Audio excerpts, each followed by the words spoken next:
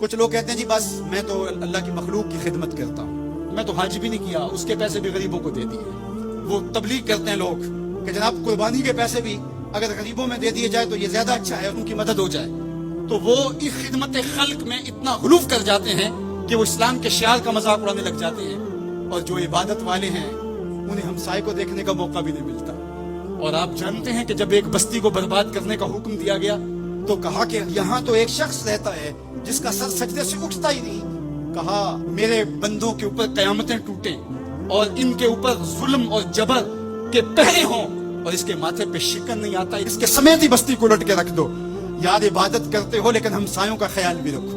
میرے حضور علیہ الصلوۃ والسلام نے لعاب پھینکا نا تو صحابہ نے اپنے ہاتھوں پہ لے کے اپنے منہ پر مل لیا۔ آپ نے عشق اور محبت کی لوگ داستانیں بڑی سنی ہوں گی، لوگوں نے نہریں بھی کھو دی، لوگوں نے محبوبوں کے لیے کیا کچھ نہیں کیا، لیکن آج تک آپ کو ایسا نہیں ملا ہوگا کسی محب نے محبوب کا لعاب بھی چاٹا۔ کائنات میں یہ انوکھا باب ہے۔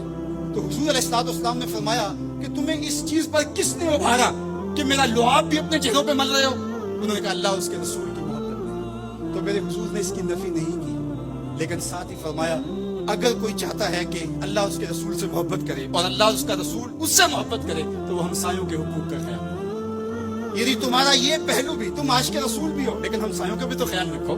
تمہارے گھر پہ جھنڈا تو لگا ہے حضور کے میلاد کا، لیکن اگر ہمسایوں کے گھر میں اندھیرا ہے تو یار اپنے گھر میں اس سال اگر چراغاں نہیں کر سکے، غریب ہمسائے کا میٹر کٹ گیا اس کا بل دے دو، آمنہ کا لال زیادہ خوش ہوگا، میلاد والا رسول زیادہ خوش ہوگا۔ اس لیے دونوں پلڑے برابر رکھو، نہ تو عبادات کے زعم میں تم خدمت خلق کو اور ہمسایوں کے حقوق کو، رشتہ داروں کے حقوق کو بھول جاؤ، اور نہ یہ کہ تم خدمت خلق کے نام پہ عبادات کا مذاق اڑانے لگو۔ وَكَذَلِكَ جَعَلْنَاكُمْ أُمَّةً وَسَطًا۔ ادارۃ المصطفیٰ دونوں بازوؤں کے ساتھ اڑنے کی فکر رکھتا ہے، اور امت وسط کے مزاج کو لوگوں میں راسخ کرنا شروع ہوتا ہے۔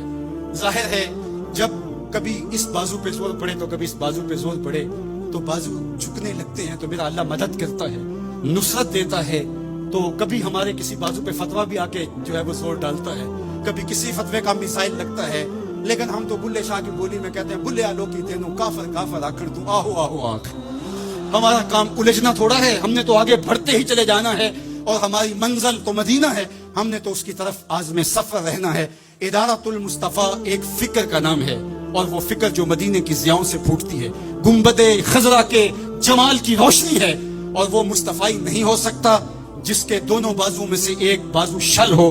حضور کی امت سے جس کو پیار نہیں ہے، حضور کی امت سے جس کو محبت نہیں ہے، حضور کی محبتوں کا کبھی بھی مستحق نہیں ہو سکتا۔ میرے بزرگ فرمایا کرتے تھے جس کے بچوں سے تم پیار کرتے ہو اس کا باپ تم سے پیار کرتا ہے۔ اگر تم چاہو کہ حضور ہم سے پیار کرے تو حضور کی امت سے پیار کرو۔ تو ایک امت بنو، دوسرا امت وسط بنو، تو پھر دیکھنا تمہاری شاہین صفت پرواز اس کو کوئی چھو بھی نہیں سکے گا۔ تم پھر بڑھتے رہو گے اور تمہارا بڑھنا منزل آشنا ہوگا، اور تو راہ نورد شوق ہے منزل نہ کر قبول، لیلا بھی ہم نشی ہو تو محمل نہ کر قبول۔